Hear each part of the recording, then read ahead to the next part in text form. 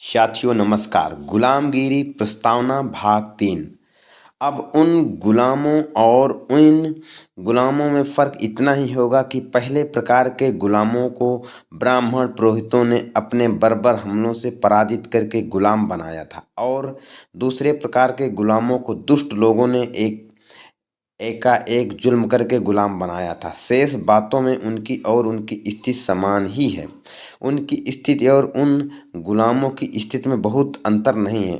उन्होंने जिस प्रकार की मुसीबतों को बर्दाश्त किया है, वे सभी मुसीबतें ब्राह्मण पंडा पुरोहितों द्वारा ढाए जुल्मों से कम हैं।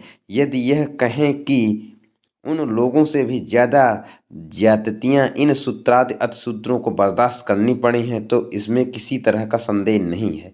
इन लोगों को जो जुल्म सहना पड़ा, उसकी एक एक दास्तान सुनते ही किसी भी पत्थर दिल आदमी को नहीं, बल्कि साक्षात पत्थर भी पिघलकर उसमें से पीड़ाओं के आंसुओं की बाढ़ फूट पड़ेगी और उस बाढ़ से धरती पर इतना बहाव होगा कि जिन पूर्वजों ने शूद्रादि अतिशूद्रों को गुलाम बनाया, उनके आज के वंशज जो ब्राह्मण पुरोहित भाई हैं, उनमें से जो अपने पूर्वजों की तरह पत्थर दिल नहीं हैं, बल्कि जो अपने अंदर के मनुष्यत्व को जागृत रखकर सोचते हैं, उन लोगों को यह जरूर महसूस होगा कि एक जल प्रलय ही है।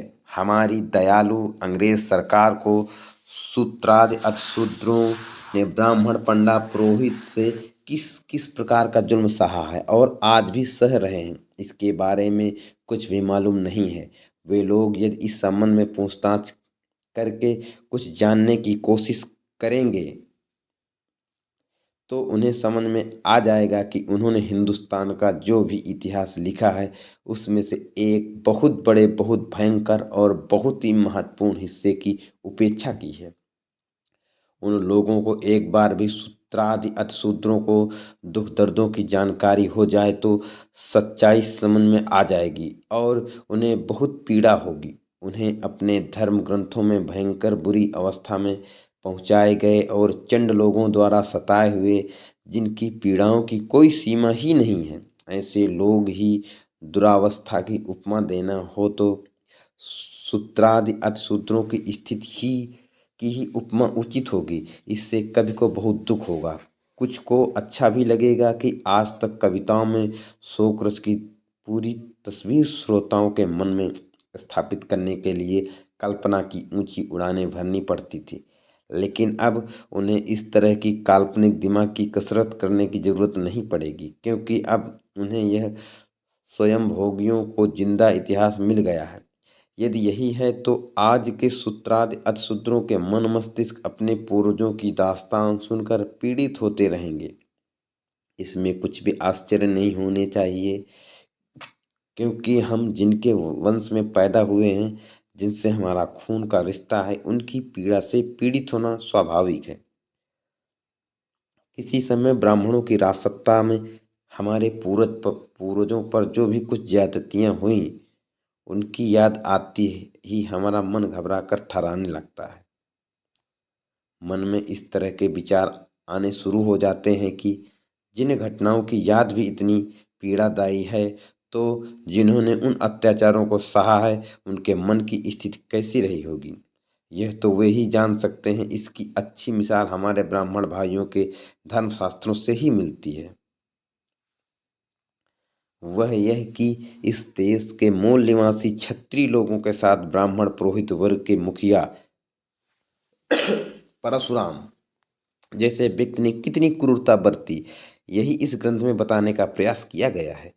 फिर भी उसकी क्रूरता के बारे में इतना समझ में आया है कि उस परशुराम ने कई क्षत्रियों को मौत के घाट उतार दिया था और उस ब्राह्मण परशुराम ने क्षत्रियों की अनाथ हुई नारियों से उनके छोटे छोटे 4 4 5 5 माह के निर्दोष मासूम बच्चों को जबरदस्ती छीनकर अपने मन में किसी प्रकार का संकोच न रखते हुए बड़ी क्रूरता से उनको मौत के घाट उतार दिया था। यह उस ब्राह्मण परशुराम का कितना बड़ा जघन्य अपराध था। वो चंड इतना ही करके चुप नहीं रहा।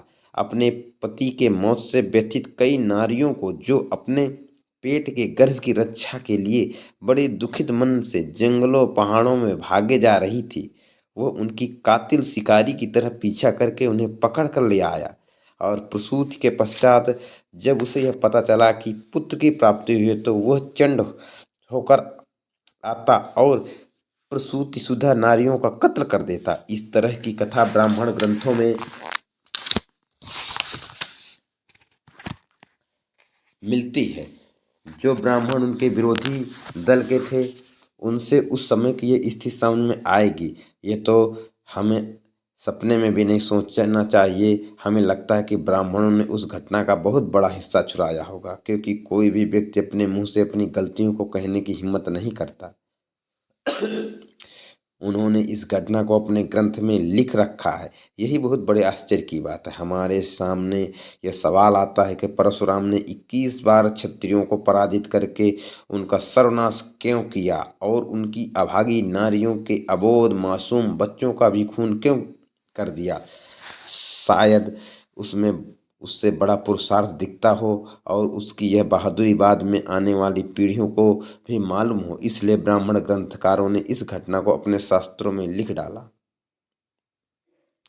लोगों में एक कहावत प्रचलित है कि हथेली से सूरज को नहीं ढका जा सकता। उसी प्रकार यह हकीकत, जबकि उनको शर्मिंदा करने वाली थी, फिर भी उनकी इतनी प्रसिद्धि हुई कि उनसे उस घटना का जितना पर्दा डालना संभव हुआ उतनी कोशिश उन्होंने की। और जब कोई इलाज ही नहीं बचा, तो तब उन्होंने इस घटना को लिख कर रख दिया। हाँ, ब्राह्मणों ने इस घटना की जितनी हकीकत लिख कर रख दी, उसी के बारे में यदि कुछ सोच विचार किया जाए तो मन को बड़ी पीड़ा होती है। क्योंकि परशुराम ने जब उन क्षत्रिय गर्भधारिणी नारियों का पीछा किया, तब उन गर्भधारिणियों को कितनी यातनाएं सहनी पड़ी होंगी। पहली बात तो यह कि नारियों को दौड़ भाग करने की आदत बहुत कम होती है। उसमें भी कई नारियां मोटी और कुलीन होने की वजह से, जिनको अपने घर की दहलीज पर चढ़ना भी मालूम नहीं था।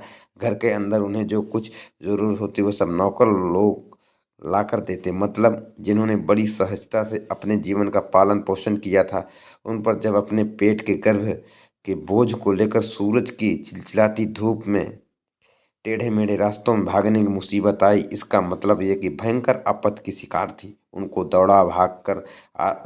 भाग करने की आदत बिल्कुल भी न होने की वजह से पाँव से पाँव टकराते थे, कभी धड़ाम से चट्टानों पर, तो कभी पहाड़ की खाइयों से गिरती होंगी। उसमें कुछ नारियों के माथे पर, कुछ नारियों के कोहनी के कुछ घुटनों, और कुछ नारियों के पाँव चोट लगकर खून की धाराएं बहती होंगी। और परशुराम पीछे पीछे दौड़ कर आ रहा है, यह सुनकर और तेजी दौड़ लगाने लगती होंगी। रास्ते में दौड़ते समय उनके नाजुक पांव कांटे कंकड़ चुभते होंगे। कटीले पेड़ पौधे भी उनके बदन में कपड़े की भी फट जाते, उन्हें